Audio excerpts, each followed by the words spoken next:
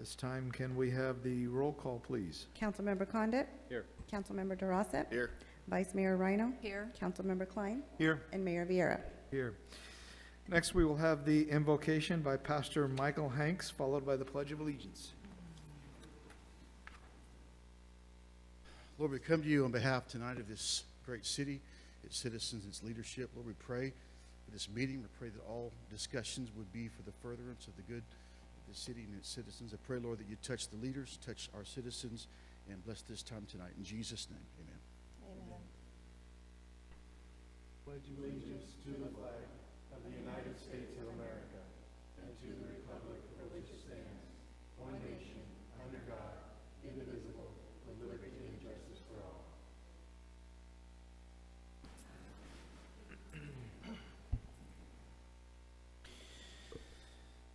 We have no presentations this evening, so citizens' communication to council on matters not included on the agenda.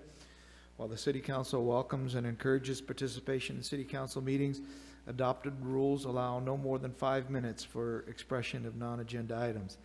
Matters under the jurisdiction of the City Council and not on the posted agenda may be addressed by the general public. However, California law prohibits the City Council from taking action on any matter which is not on the posted agenda unless it is determined to be an emergency by the City Council. Citizens are entitled to address the City Council on any agenda item subject to the 5-minute provision. At this time, is there anyone that would like to address the council on a non-agenda item? If so, please come forward and state your name for the record.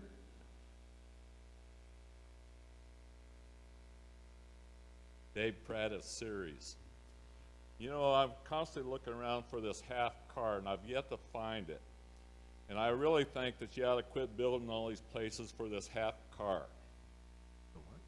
And then you begin to wonder why there's so many people that park on their lawns because there's no parking. Anyways, besides the half car I'm still looking for, the 4th of July, how many citations were cited for illegal fireworks? What percentage of those were collected, have gone through the system? And what was the average fines, if you know that? Is that something you can report on next time? Sure. All right, thank you.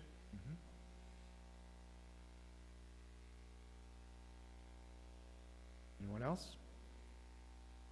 Okay. Oh, wait, you got one. Oh, sorry. John Warren Series. I had a question regarding the property near Ceres High School that's going to be developed into 7 different businesses, 1 restaurant, and like 6 other small businesses. And I noticed when I read about that information in the paper that there was only going to be like 25 parking spots. So I ran a little math through my head. You got like 5 employees in the restaurant, and each of the other 6 businesses probably have a couple of employees. So that's 12, so that's like 17 or 18 people coming and taking up the 25 parking spots. Then maybe a delivery truck or 2. I was wondering, where are all the patrons gonna park? How are those businesses gonna be successful without someone coming and spending money? And there's no place to park, so how are you, they're gonna fail before they're even built. I'll try to address that the best I can. First, the parking requirements are usually determined by planning values that get assigned by land uses. It's not something we kind of pull out of the air. To answer your question about that project, I would have referred you to go to the Planning Commission because we have not heard that project, nor the parking requirement. So I don't know, Tom, if you want to address that. There's more than 25 spaces. I don't know where the 25 number came from. The parking ratio is sufficient for the building size per our code. Okay. Thank you.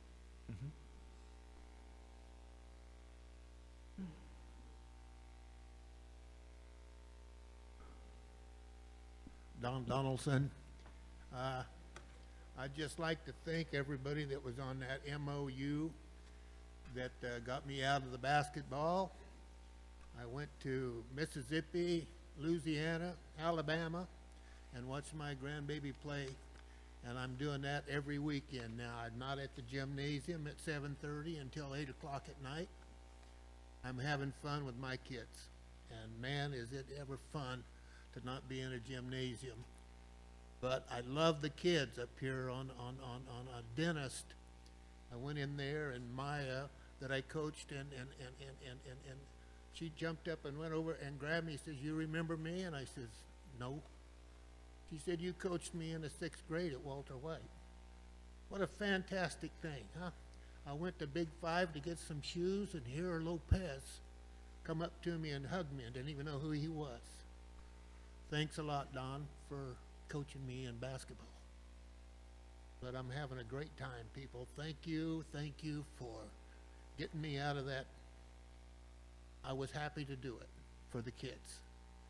But you know there's life after that, and it's a lot of fun to follow your grandkids around to play basketball. That's one. I have problems with my discarded air conditioner that was worth $3,900 that I got rid of. And then you go down on 4th Street that we paid $3.5 million to fix up, and we got mattresses right on the side of the sidewalk. I get a ticket because I got a brand new air conditioner in my driveway, and you go down 4th Street and you see people with mattresses all over the place. I have no idea what this is all about. Treat me the same as you treat everybody else. I got rid of the air conditioner. I got rid of the deep freeze, put it in my garage because my other one went out. And I got a bill for $160. I'm not paying it. I'm going to go to court. I'll go to court, and I'll tell the judge this is what happened. So if you think I'm going to pay that bill, I'm not. So quit sending it to me. Okay? Thank you. Is there anyone else? Okay, with that, we'll move on to appointments to boards and commissions. No, it's item number 8. Okay. We have none. Conflict of interest declaration, and is there anyone on the council that would like to declare a conflict of interest on any of the consent calendar or one public hearing item? Okay, hearing none, we'll move to the consent calendar. All matters listed on the consent calendar are considered routine in nature and will be enacted by a single motion unless otherwise requested by an individual council member or the public for special consideration. Otherwise, the recommendation of staff will be accepted and acted upon by roll call vote. At this time, is there anyone on the council that would like to have a consent calendar item pulled for further discussion? Item 7. Anyone else? All right, is there anyone in the audience that would like an item pulled from the consent calendar other than item 7?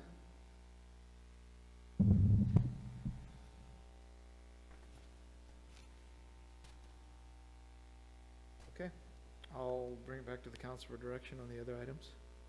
Move to adopt items 1, 2, 3A, 4, 5A, and B. Second. We have a motion and a second. Can we have the roll call vote, please? Councilmember Condit? Aye. Councilmember DeRosa? Yes. Vice Mayor Rhino? Yes. Councilmember Klein? Yes. And Mayor Vieira. Yes. Motion passes 5-0.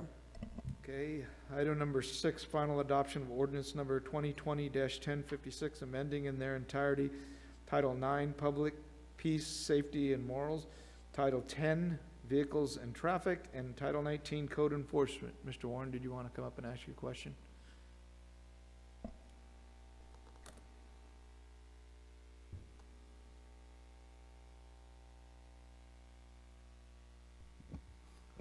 John Warren, City of Ceres. My questions are regarding Title 10 and Title 19.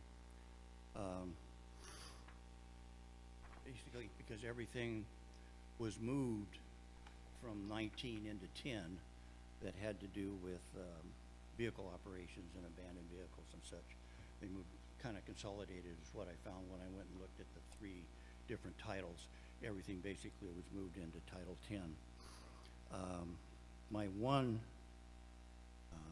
it's actually 2, I'll start with Title 10 though. Page 3, under the definitions, it talks about the operational vehicle.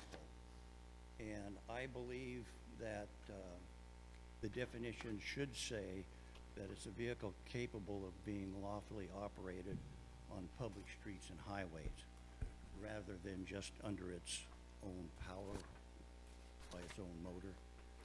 Okay, The city because- attorney reviewed that language and determined that was a too narrow of a definition, and by leaving it as is, it lays a broader definition and allows more applicability of the section, rather than a very limited application if that language was changed as you suggested. So that language that you suggested, the discussion item, was reviewed by the city attorney and determined not recommended.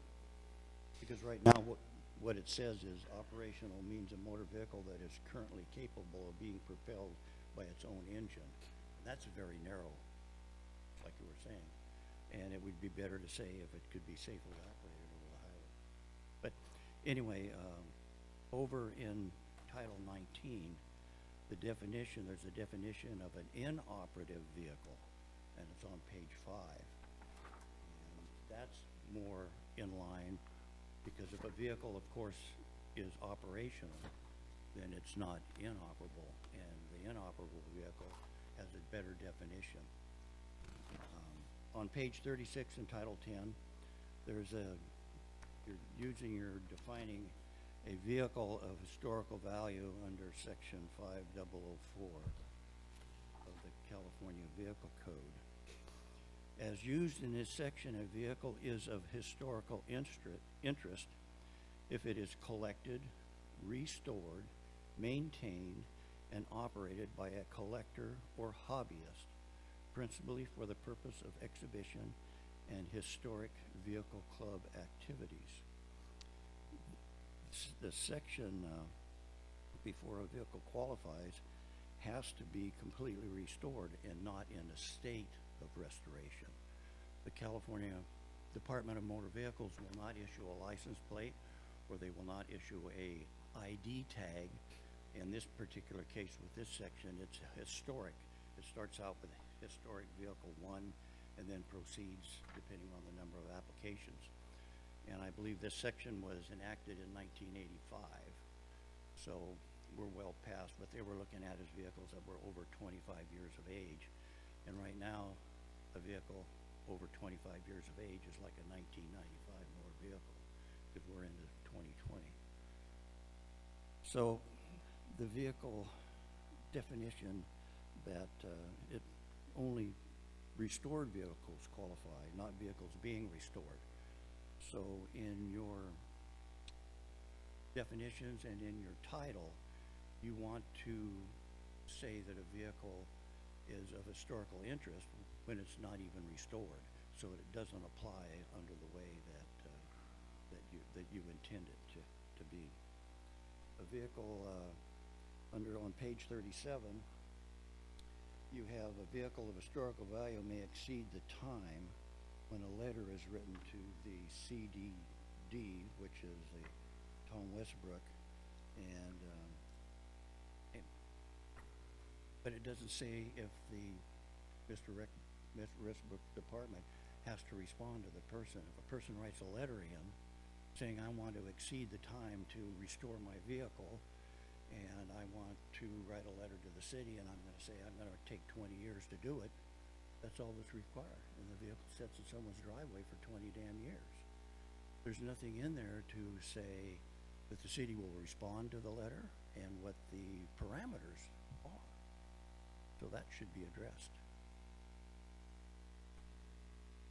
And on page 37 under D2, they talk about peaceful enjoyment of the neighboring properties. When you're talking about somebody that's restoring a vehicle in a neighborhood and they have it stuck out in their driveway and they haven't worked on it for 10 or 15 years. What is peaceful enjoyment? Who determines what that is? If I'm a neighbor and I don't like seeing that piece of junk in the neighbor's property, is that my peaceful enjoyment that's being disturbed? Who makes these determinations? And what are the definitions of neighboring properties? Is it right next door, or is it 3 streets over? These things need to be addressed, I think, before you make the final determination in the voting. I'd ask you to wrap up your comments. We've got to the 5 minutes. I thought the 5 minutes referred to things that weren't on the calendar, No, it's for all items. so I can't finish what I have to say. No, the light is, Thank you.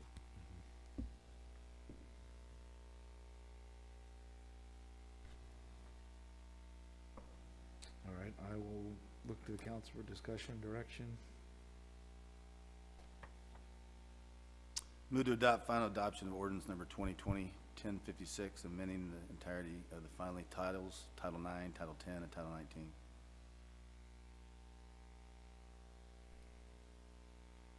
I'll second. With that, can we have the roll call vote, please? Councilmember Condit? Aye. Councilmember DeRosa? Yes. Vice Mayor Rhino? Yes. Councilmember Klein? Yes. And Mayor Vieira. Yes. Motion passes 5-0.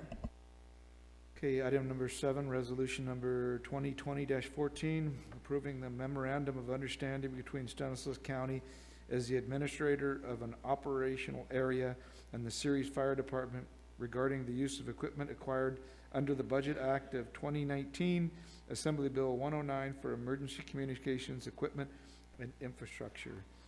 Vice Mayor Rhino? Chief Wise, this is for all of the existing radios we have now in the apparatus as well as portable radios, or just in the apparatus?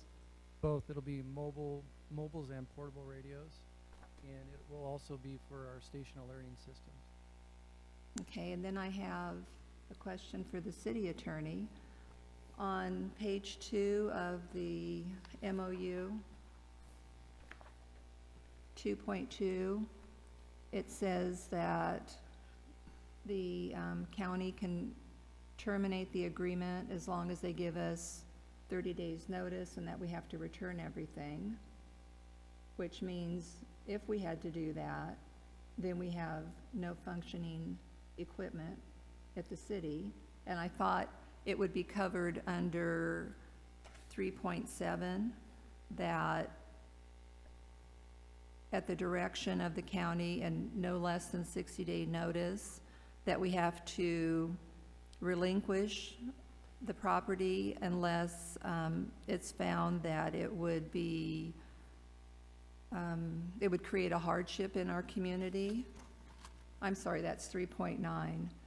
So I'm wondering if it's under 3.9 about the hardship for Ceres, why wouldn't that be under 2.2? Because 3.9 is really if they're going to transfer it to any other agency, and 2.2 is something different where it says within, they could give us 30 days notice and they could just take all the equipment back. I'm looking here, Chief, help me out. I think 3.9 is the mutual aid. Would be in that situation versus 2.2 is the broader. Okay, so under 2.2, there's nothing to protect the city that they couldn't come back within, for whatever reason. Right, they don't have to have any reason. That's They don't have to have any reason. And then all of a sudden, we don't have any way, we'd be in a bind that then we'd have to be out looking for radios within a 30-day period, basically. I don't know how that practically works. Yeah, so we had this similar grant about 10 years ago for a radio grant, very similar to this one. I did call with that concern when I was reading through the contract. Chief Klebmeyer told me that as soon as the money from the grant is expended, it will become property of Ceres. He expects that process to be no longer than 2 years. So the process here recognized that Assemblyman Flora passed this bill to pass on $12 million to Stanislaus County to fund the radio system across the entire system. In order for that money to come to the county, it comes through Cal OES to Stanislaus County OES. So County OES, Office of Emergency Services, they don't have a fire department in the county. They have no need for this radio system. They're in essence the pass-through for this entity, and a standard agreement has these provisions that if somebody really screws up, they go back. But there's no practical application for why the county would call these radios back and we have that provision that it would cause a significant harm to our agency, that we don't see any practical application of that clause ever being pulled. Well, the significant harm, though, is not under, it's like the city attorney said, that's under the mutual aid. That isn't under the 2.2. And what if we got in a situation, I'm not gonna say that the county would do this, but what if we got in a situation where they want us to do something that we don't wanna do, and that they could say, oh, well, you know what, we want our equipment back in 30 days. I mean, And it's a that's what they could pass-through. do here, They're the correct? holder of a pass-through and giving us the equipment, and then as soon as we receive the equipment, to your point, we terminate the agreement. And then we don't have any equipment, and then we No, have no, to. no, once we receive the equipment, once all the terms are met, we terminate the agreement. There's Well, no- where does it say that? I'm saying, if that's your concern, that's the step that we could take. So That we I would could put, de- we defer to would the put that city in the attorney. agreement? Well, I mean, obviously, this is a standard agreement they're trying to get all agencies to approve, so they've taken a standard boilerplate agreement to get everybody to agree to this so they can give us free radios. And I think it's wonderful that we get free radios, but I don't like the fact that there is a clause for them that they could pull out within 30 days. Unless there's something in here I didn't see that says, once we receive it, there's no taking it back. But I didn't see that. City attorney? No, that's how it reads, but I do believe that it, like the city manager said, it's just a form contract that they have to have as being the grantor in effect to us as the grantee. Well, can it be modified? I don't know, chief, what do you think? It would be, I mean, anything can be done, obviously, Yeah. but I would hate for that fear to hold up our receipt of replacement of the whole system, when I believe we could work on some language without having to redo the whole thing. What we'd ask is just, with the resolution passing, expressing your concerns to ensure that we close that loop.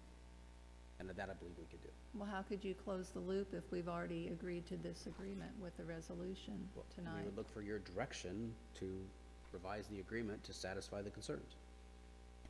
If you wanted to come back, that's council purview. Staff recommendation, it would be as is. Councilmember Klein? Well, I don't want to hold up the agreement, but my question is, knowing that there's a 30-day termination period in here, once we took possession of it, could Chief Weiss work on an MOU adjustment on number 2 for termination of the agreement that says that now it's the property of Ceres, once they are installed and they're in our possessions? And that way the termination agreement would no longer be in effect? They probably wouldn't do that, but we could have a side letter maybe to clarify the concern, I think, After we take possession or before we take possession? after. Or your pleasure, but I don't think they'll change the base agreement. No, I'm fine with it after it. I mean, I can't see them working on this grant and then taking the radios away and then try to give it to somebody else, since they're doing it, pretty much countywide. It is So I can't see them doing that, but, Right. but just for a little more satisfaction, that if we have some kind of, extended letter to adjust part 2 of this agreement, of now they're in our possession, that they can't take, rightfully can't take them away. When I did voice this concern to Chief Klebmeyer, he stated that once the money's been spent, that it'll become our property, and he said if he could find a way that it could become our ownership sooner, that he would. Well, I would be fine afterwards, but he's telling you that verbally, and there's nothing in writing that says that, correct? Correct. I would like to see something in writing. Could that be possible? Refer to the city attorney. Like I said, I don't believe they'll change the agreement, but it sounds like we could get what was expressed to Chief Wise in that side letter. And that would, I believe, address your concerns. Yes. That would be fine. Councilmember Drossett? Do we need new radios, Chief? Yeah, we've been replacing them slowly, and this'll complete the radio replacement, so Right. this is pretty significant, and we're gonna be putting a new alerting system in all of our stations. It'll be a modern alerting system, and, you know, that equipment's gonna be hardwired into the stations. I guess I take because, that back. Yeah, that's fine. you know, I guess because we're getting free radios from Assemblymember Flora, which is fantastic, right? And this standard agreement, how many people have already signed the deal and are ready to go? I don't have that number, but it's all the fire departments. Right, so we may be holding somebody else back at some point in time to be able to get the funding paid for, so then everybody's off the hook, right? But if we didn't have these radios, we'd probably have to go get some radios. Oh, correct. And staff has looked at this, and this is what staff is actually stating that would be good for us. I'm good with this, to be honest with you. And we can have some letter written at the very end, but at the end of the day, I understand what city manager stated, it's just a pass-through. I mean, why would they take it back? They wouldn't need to use them. They wouldn't be able to use them, because they don't have a fire, correct? Correct. All right. Any other questions before I open up the public, if anyone wants to comment? Okay, at this time, is there anyone in the audience that'd like to comment on this item? Okay, I'll bring it back to the council for a motion or further discussion. I move to adopt resolution number 2020-14 with a side letter that would appease the council. Second. We have a motion and a second. Can we have the roll call vote, please? Councilmember Condit? Aye. Councilmember DeRosa? Yes. Vice Mayor Rhino? Yeah, yes. Councilmember Klein? Yes. And Mayor Vieira. Yes. Motion passes 5-0. Okay, we have no unfinished business. We have one public hearing, item number 8. Public hearing to consider amending in its entirety the following title of the City of Ceres Municipal Code, Group 5, Title 18 zoning. Mr. Wells.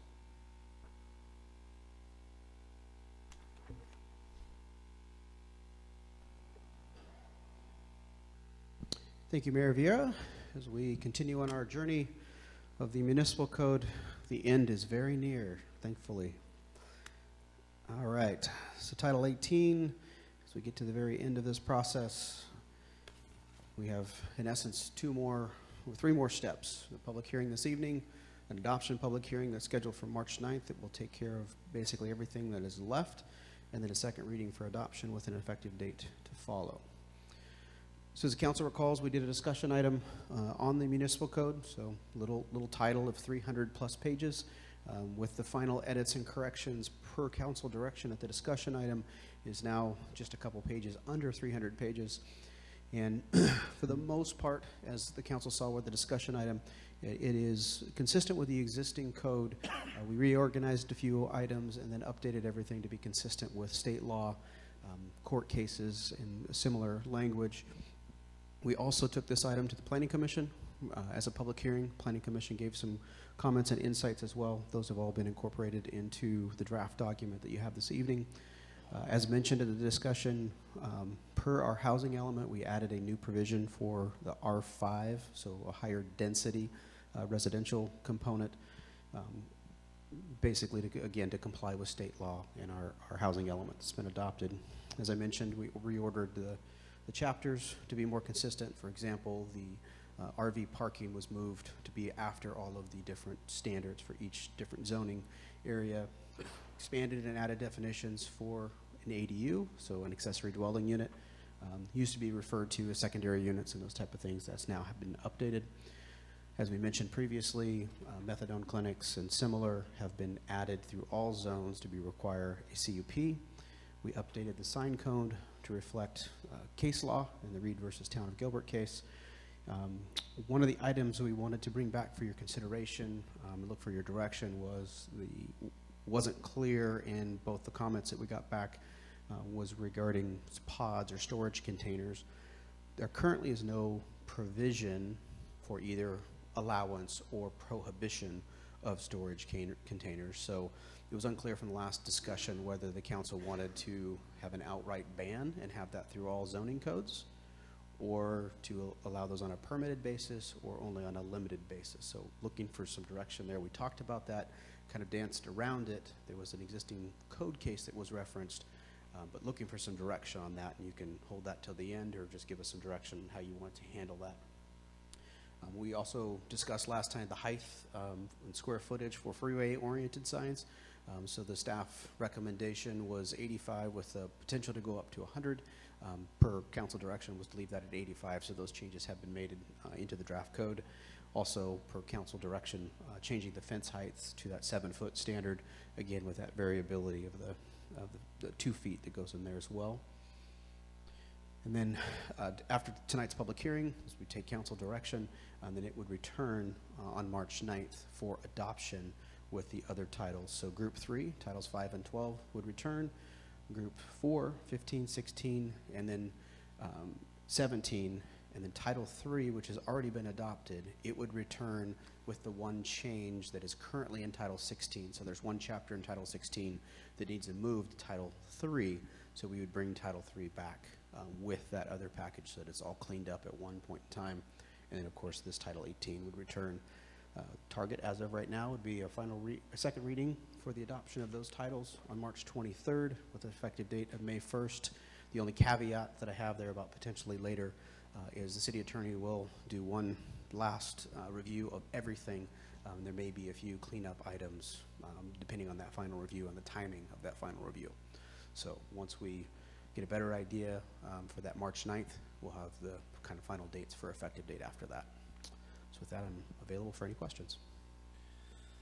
Are there any questions of staff? Okay, at this time, I'll open it up to the public. I do have one speaker card from Dwayne Thompson, who'd like to speak on item number 8, Title 18.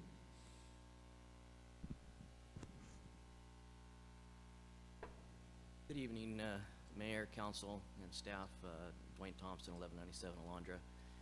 I wanted to see about doing special zoning. I don't know how you'd go about it or what you'd want to call it, for industrial area to be able to do something with regard to residents. Now, I understand that you don't want to put up a housing complex in an industrial zone, because then you got to listen to all the residents complain about the noise and things like that, especially if they're buying the home on the weekend and they don't realize what's going on during the week when they move in. The reason I bring this up specifically is because, as we know, homeless is a concern right now, right? One of the reasons that homelessness is such a concern is because of affordability. You know, it's very difficult to find affordable housing, right? You hear that all the time. Well, industrial areas such as myself, there is a potential to have an additional unit to be rented like in a studio apartment. I've got a unit right now that I could very easily convert and rent as a studio apartment for, I don't know, $400 a month, $500 a month, whatever. And as a father with 2 kids trying to get started right now, it's very difficult. It's not like it was when I was 18. Even finding roommates is a little difficult right now. So for them to be able to move out on a minimum wage job or even part-time is difficult. I, as a father, recognize the importance of them leaving the nest, and I have no doubt all of you do the same. You know, I don't want them living at home until they're 30, not because of me, but because of them, to move on to that next level of being a man. And they're not going to be able to do that if they can't afford to move out. So, speaking for myself, I have an area that I can very easily convert legally to a studio apartment, and I have no doubt that there would be more than one citizen in Ceres looking to rent that place. And given the fact that it's already an industrial zone with an already industrial facility there, they would know what they're getting into. Police and fire services are the same in that area, so it's not deficient. The units, in fact, have sprinkler systems throughout, and I'm required to have fire extinguishers throughout, so it's as safe as any place could be for a citizen. So, thank you.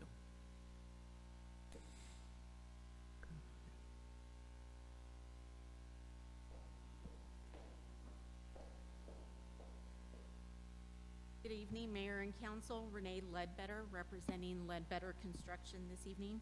I have a couple of handouts tonight. I wanted to address section 18.12, 18.08020, which is principal uses.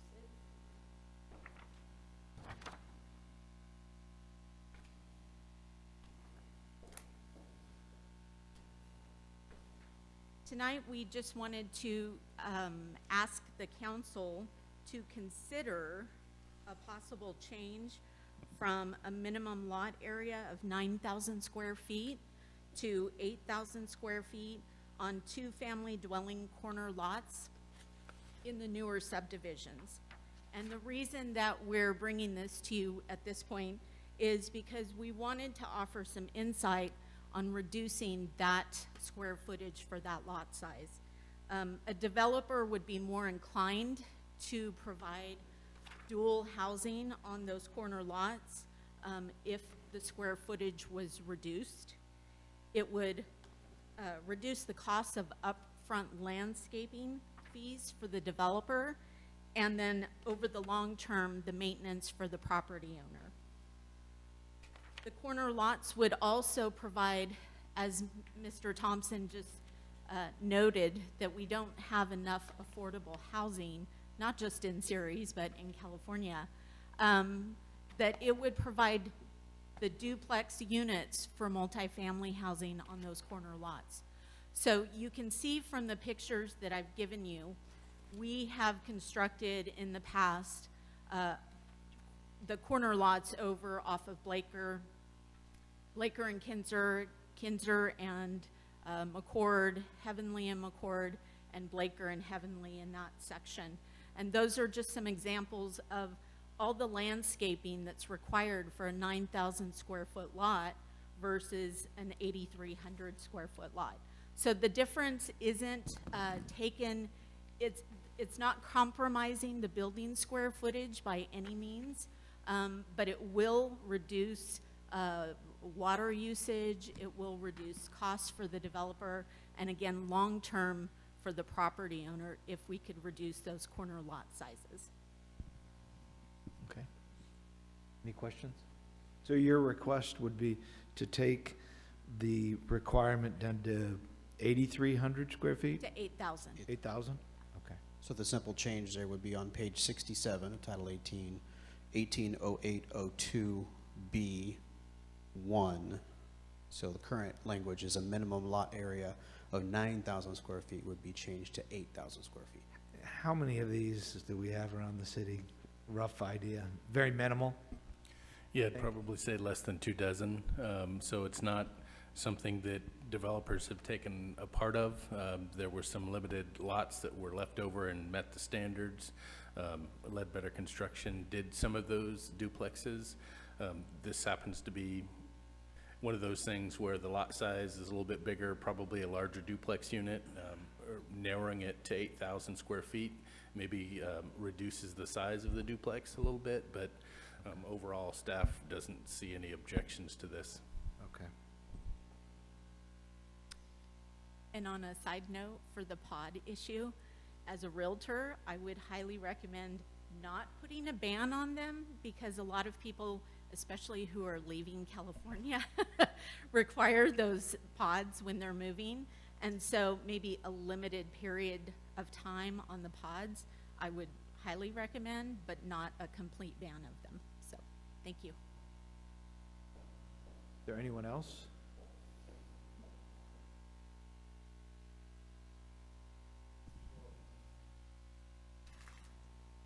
I don't have a shipping container, but I have a truck box in my backyard. I have the door open all the time because they cut the lock off if they can't get into it. They think there's something important in there, so I just leave the door open. A lot of my tools, you know that I own 4 houses, and it takes a lot of tools to take care of them. And it's portable. It can be picked up with a crane, put on, or it can be, a truck can back up to it and pick it up. It's just like a swimming pool, a Doughboy swimming pool. You can have them. I have a 16 by 32 swimming pool. Put it in. They didn't charge me taxes. I put 14 yards of concrete around it, they charge me taxes. Now, 120 square foot shed out there that's concrete is one thing, but if you have 120 square foot portable that you can pick it up with a crane, is there any problem in how many and what's a cubic foot of that you have to have? How high can you make it? 120 square foot, how high can you make it? 10 foot, 12 foot, 16 foot? If you make it portable, can you have 1, 2, 3 of them out there in the back? Cause I got 4 lots, 3 lots right there on the corner also, and it's a big, it's over 9,000, 10,000 square foot. So how many of those sheds can I have? Nice ones, 120 square foot. Less than 120 square feet currently does not require a building permit, so it's not subject to setbacks or subject to any of those primary considerations for, and it doesn't fall under any of those categories. So If it's under currently, concrete. if it's not under concrete. 120 square feet. And how many can you have on a property? Again, because it's under that, there's no defined limitations that I'm aware of. 2, 3, You just can't have electrical or plumbing in any of those units if they're less than 120 square feet. Does not require a building permit, therefore it's not regulated. okay, thank you. But I got a question for you on that. Isn't it regulated as far as lot coverage? You know, like putting a, If it's less than 120 square feet, it doesn't exist in our eyes. yeah, but if I put 5 of them in my backyard, okay, it's all separate, doesn't that constitute what your coverage allowance is? No, they don't exist Okay. under that threshold. I mean, essentially, that's kind of skirting the requirement. We'd love to issue somebody a building permit if they want a shed that's 300 or 400 square feet, so that we can make sure that it meets all of the city's requirements. Okay. Any more I'm gonna questions? get rid of the container and put nice buildings out there, nice sheds. Okay? Anyone else? Okay, so we had a couple of items, we probably should address those. We'll start with the first one about residential living in industrial areas. Now, I mean, I understand Mr. Thompson's desire to help out. I just am a little reluctant to want to have living in industrial, because although you commented that it's already there and people know what they're getting into, I would argue they don't know what they're getting into, because I've been involved in a lot of projects where people say, that's great, I know what I'm getting into, and 6 months later, they start complaining about the activities that are occurring in the industrial area, and then we have what we don't want, residential next to industrial, where the two don't mesh. That would be the first comment I would have. The second thing is, when we do the land use studies for the impacts, industrial has different impacts than residential, and so, I mean, I know you might indicate that it could be one individual, but what happens if there's 25 or something? So I couldn't support it. Now, if we want to have a special zone that allows something like that, I guess that's something that could have been thought of, but I would have thought we should have probably done that when we did the general plan update, as opposed to coming in. So I personally don't think it's a good idea putting it in industrial, but if the rest of the council does, then so be it. And we did, just to follow up on, we did ask the planning commission their opinion of that, and they had a similar, they were not supportive of including residential in industrial. They basically, premise was mixed use in commercial would be acceptable, but not in industrial. So, Yeah, commercial, because I know they're looking at housing above, retail and other things, that's one thing. Right. But if you have an industrial facility and, you know, there's heavy equipment operating and everything, it could be dangerous, there's a lot, I mean, maybe not in his case, but you can't get specific, it has to be any industrial. Right, and if you had someone who had a child, and the child is gonna be playing outside, and it is an industrial yard, I can see where there would be an issue with that. And then as far as for me, the dropping down to 8,000 square feet, I have no problem with that. I mean, if you look at this, the side yards and the front yards have ample setbacks. I mean, you've got the PUE there and then tremendous amount of room for landscaping. So I don't think it impacts the integrity of the development at all, personally. So, and we're talking about a handful of areas, so. And we still have lot coverage requirements, correct? Yeah, generally it's 40% for the lot coverage. In the circumstances with the 9,000 square foot lots, didn't come anywhere close to that. So most likely there's a proportional relationship. So duplexes that were maybe built on some of the lots in the exhibits that you have might not fit on an 8,000 square foot lot, but might fit on something a little bit bigger.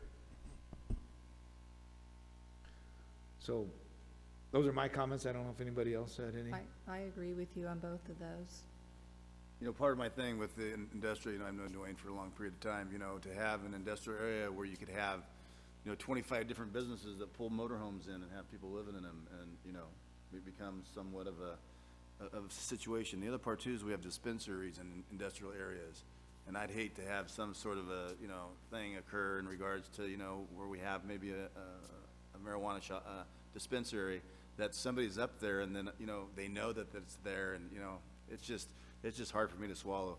I'm perfectly fine with Title 18. I've said this to you before. I think you do great work in Ceres, and all your properties look phenomenal. 100% on board with that. The pods we didn't talk about, so I don't know, permitting the pods. We didn't talk about that. Well, we talked about them the last time we talked about this section, and I think what I recall was that we were okay with pods for a limited amount of time, because people could be remodeling or they could be moving, so they should be able to do that. But the example I showed where they had the big containers in the front yard aren't even allowed. Correct. Okay. So that's, we just wanted to make sure that you didn't want to put some provisions in the municipal code. I think what we would recommend is we just create policy for temporary that would fall underneath this and not be as part of the Muni Code, but that's the direction we were looking for. Did you want to write something into the Muni Code? I think it should be in the adopt this Muni policy? Code. I agree. So in the Muni Code, so temporary, is there a time frame that you're looking for? 90 days, 45 days, 30 days? I don't know, I think it should be situational, just because the fact is if somebody had a fire or something in their house and it's having to be redone. I mean, That's why we were looking for some policy statement.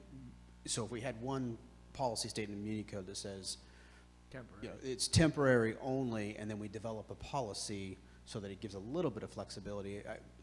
Tom, I just would be hesitant to put, you know, specific language in the Muni Code that has the variability that you're looking for. How about something like 90 days or where that time frame is, and then you have to reapply? Well, what I would say is up to some period of time that you're comfortable with, and then kind of defer to a program, a policy program that we can, you know, adopt for implementation. So, You could make it similar to the historical car renovation. something along those Yeah. lines. But it would still be in the Muni Code. Yeah, there'd be a reference in a Muni Code, but we'd put the teeth, so to speak, in a policy. So we need to tell you what time frame we're looking at. Yeah, what kind of time frame you're comfortable with? I mean, typically something like that, we would say probably 45 to 90 days. So Again, then I there have could a be question. Could be a circumstance where you had a fire, you know, that may be requesting a little longer than that, because a rebuild for something like that might take longer than 90 days. So then my next question is, how would you address the container that you would have in your backyard in the place of a storage shed and use it as a storage shed? However you guys would like us to. Right now, if it's under 120 square feet, it's not regulated. So if it's under 120 square feet and it's considered a shipping container, okay, it's allowable in the backyard. It's definitely a gray area. Well, that's why I'm asking, how do we address it? Because I know we're talking about containers and pods for circumstances, So but. tell us what you would like from a policy standpoint. Do you want those allowed or not allowed, or silent? Those I are your mean, one three would options. argue that, what's the difference between that and a tough shed? Out of sight. Huh? I mean, it's out of sight. You're talking about one in the front I'm talking about one in the back. How would you address that? How many of those do we currently believe we have? I have no idea. We have no idea. That's not something we're currently regulating. It's not something we're pursuing. I say just leave it. But if it's within 120 square, it's be just like a shed then? Correct. Okay. I think our real Councilman concern, Klein, I don't think they don't make shipping containers that small. That are 10 by 12.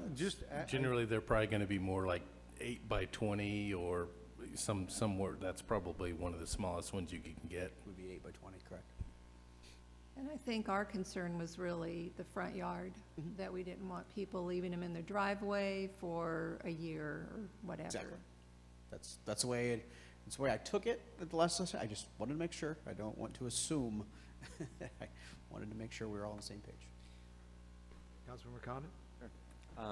I would echo the comments of my colleagues in regards to Mr. Thompson's property, though it might be specifically sound and ideal for your property.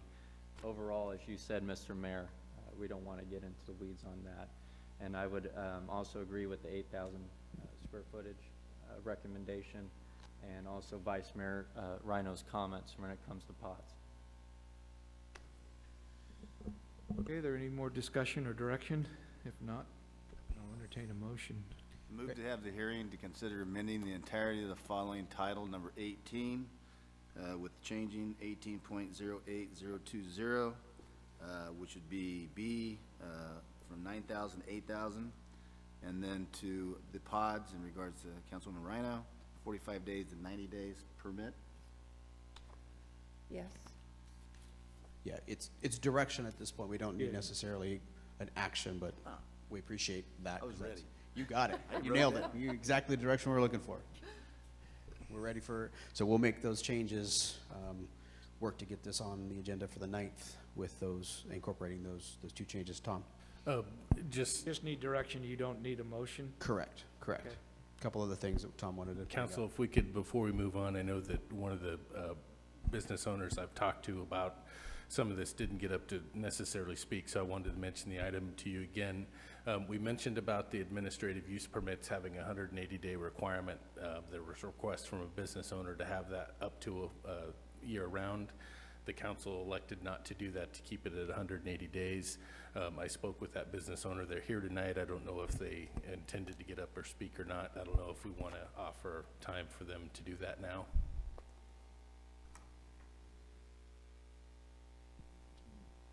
If they want to speak, yeah.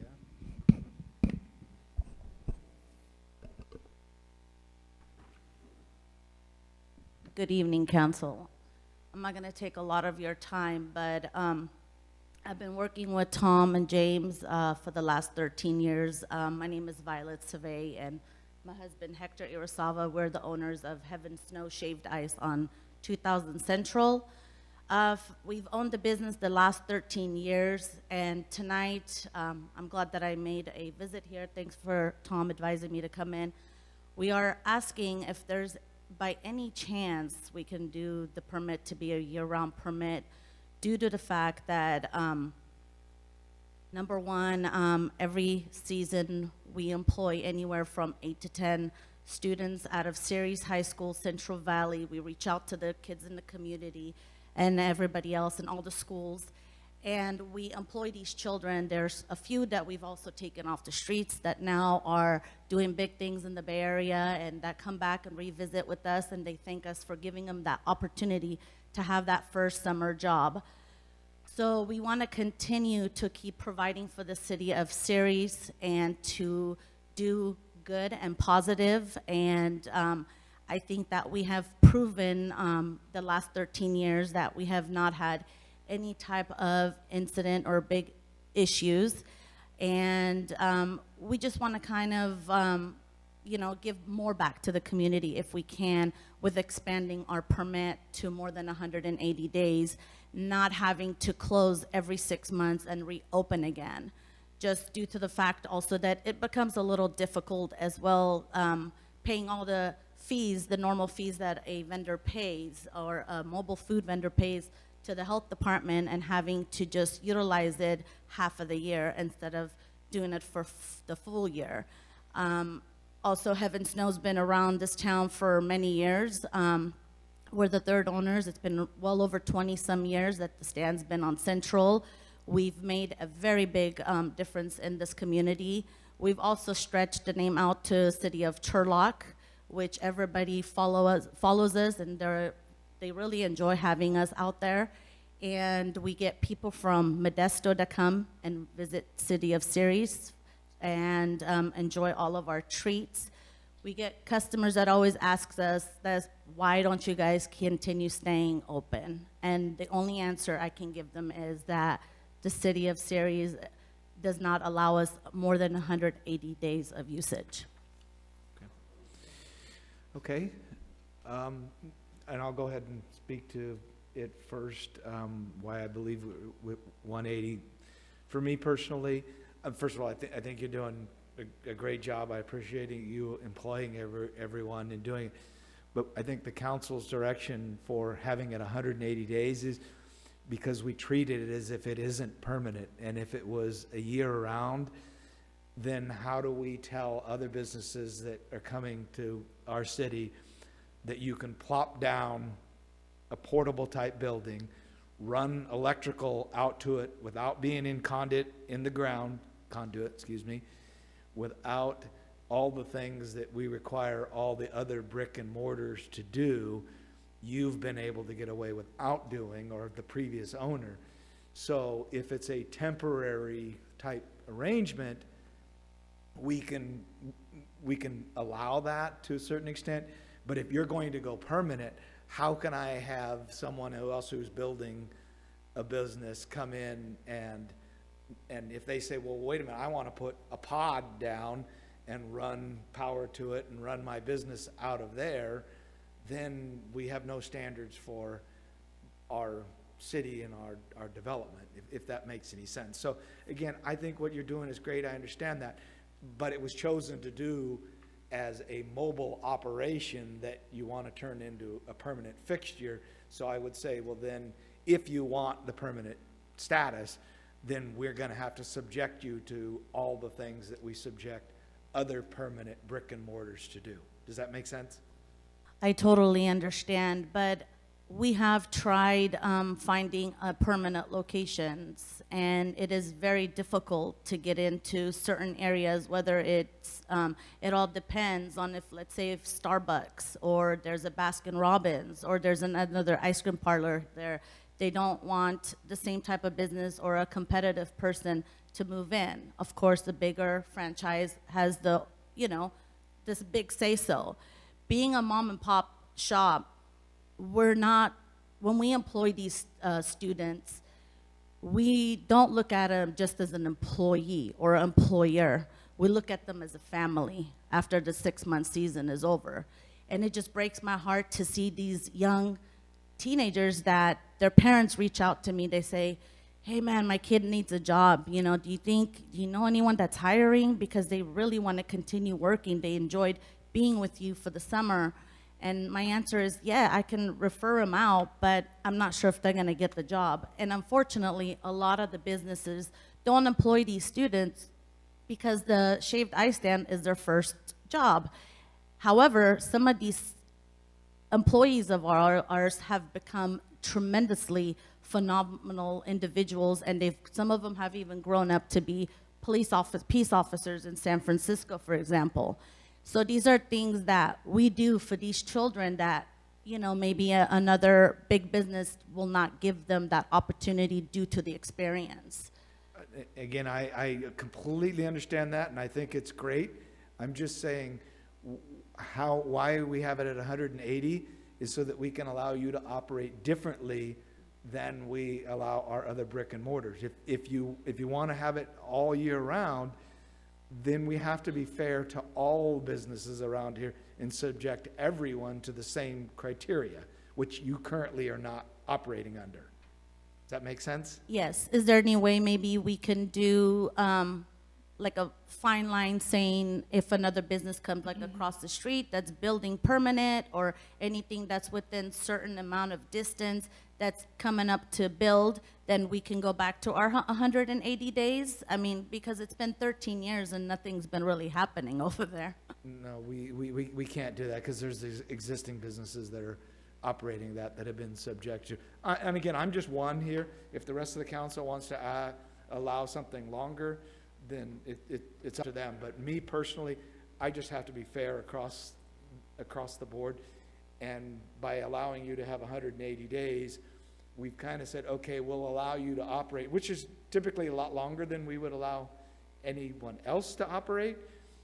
But going beyond that is, you know, where does it stop if someone else comes in and says, well, I'd like to plop down a storage container and run power off of a building to it and run my hamburger place out of it. And then they look and say, well, you're allowing them to do it. Then. I know that my understanding is that you guys are trying to allow some permits to go up on like taco trucks or food vendors, and you guys are just trying it out, if I'm not mistaken. So I'm just here kind of representing us because we have been here for a minute, and we're asking if you guys can consider it, you know, and just kind of think about it. And, you know, we're just trying to help out as much as we can, and we're very active. When people reach out to us for funerals, for whatever it is, we're always helping out I understand. tremendously. That's not what we're discussing, though. I mean, like I said, what you're doing is great. I think it's very well needed, but you have to understand why at least why I'm at 180 days. So I don't know if the rest of the council wants to chime in. Well, I know we Rhino? discussed this at our last meeting, and I would agree again with the mayor that it isn't fair to the brick and mortars that have had to go through all of these steps, and I can appreciate that you're giving jobs to kids, but we have certain standards that we have, and again, it isn't fair to existing brick and mortars. Maybe there's a place downtown that you could move into if you wanted to be open 365 days a week, or 365 days a year. You know, more of a building, a brick and mortar, if that's really what you wanted to go into. But I would agree with the mayor. I'd agree with the mayor as well. I mean, we did discuss this quite a bit. Yes. You know, you had mentioned the food vendors, the taco trucks, and they're actually falling under even different rules than what you would fall under in regards to your 180 days, you know? I mean, it's almost like, okay, well, if you were gonna do that, then I'd say you have to put a bathrooms up someplace, because you have to have bathrooms availability. Well, we do. Well- All of that is under our commissary. With, I think, with La Sequoia or whatever, right. But I mean, it's just kinda like, well, I mean, again, it's a kind of the brick and mortar thing, you know, it's kinda like, could you go to Turlock for the other 180 days?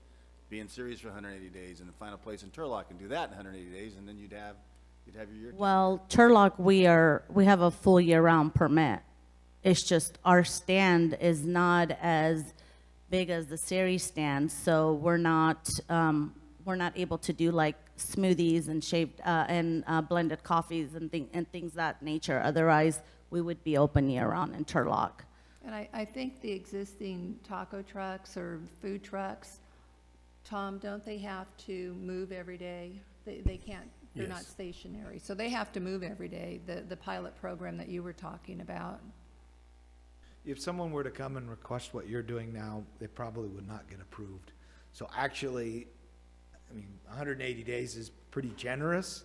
I mean, I know you probably don't think that, but. No, I don't. But it probably would not pass the planning commission today. No, I'm, like I said, we're very thankful and we appreciate, and we've built a very great relationship, and, you know, we've never had any types of issues. But at the end of the day, I know that I had to make the trip out here because it all begins here, and, you know, this ultimate decision, it is in your hands, you know, and I believe that sometimes change is good, you know, it could be a good thing to just try things out. And if it doesn't work out, then, you know, you could always go back to the old ways. Okay, so I think we've given the direction that we wanted to keep it at 180 days, so. Okay, thank you very much. And then you have what you need, you don't need a motion. Okay, so with that, we will move on. We have no new business. No discussion items. Councilmember referrals. Is there anyone on the council that would like to have an item placed on a future agenda? Yes, Mr. Mayor, I just recognized that Donna Lambert with Save Mart was recognized recently for Outstanding Store Manager of the Year. I think it'd be appropriate to maybe do that at a council meeting. Anyone else? Okay, reports. I have nothing to report. Councilmember Klein, I have nothing. Vice Mayor Rhino, Nothing tonight, Mayor. Councilmember Drossett, Nothing, Mayor? Councilmember Condit. Yes, my office hours will be Saturday, March 7th, between 12 and 2 p.m. here at the Community Center. Hope to see you there. Okay. Letitia? Tom? Toby? Thank you, Mayor. Just a reminder, as we get to the election season with the primary next week, Stanislaus County Elections Office has provided a drop box in our lobby there at 2220 Magnolia.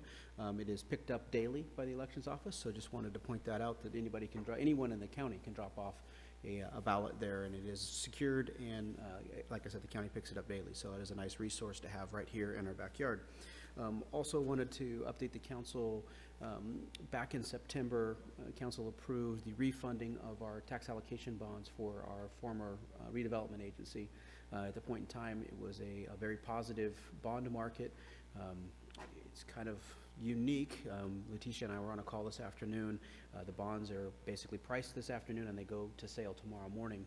And you wouldn't expect this, but the worldwide coronavirus has completely somewhat inverted the bond market, so we've hit somewhat of an all-time low where the market conditions are, which is very beneficial to the overall bond yields that we're looking at, which will save the RDA about a little over $300,000 per year, about $4.1 million over the remaining life of the bond. So it's almost, it's a significant percentage more than what we had recommended or suggested back in September. So good news all the way around. We would like to have captured all of that savings for us, but unfortunately it goes to all the successor agencies, but it is beneficial to the whole system, so I wanted to share the good news. And once we have the final numbers, I'll get that out to council.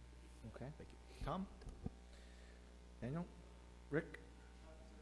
Kevin? I'd just like to remind the council, on Wednesday afternoon from 4 to 6 p.m., we'll be having Captain Tom Byers' retirement over at the station. We'll have La Marnitas, and we'll have plenty of food. Thank you. Jeremy? Nothing? Supervisor DeMartini? Nothing, okay. Yeah, but you're gone in November, okay? All right, so we will move to closed session, conference with legal counsel on anticipated litigation. And then after that, I don't believe we'll have anything to report, so we will then adjourn to our next regularly scheduled meeting, which will be March 9th, 2020 at 6 p.m. Thank you.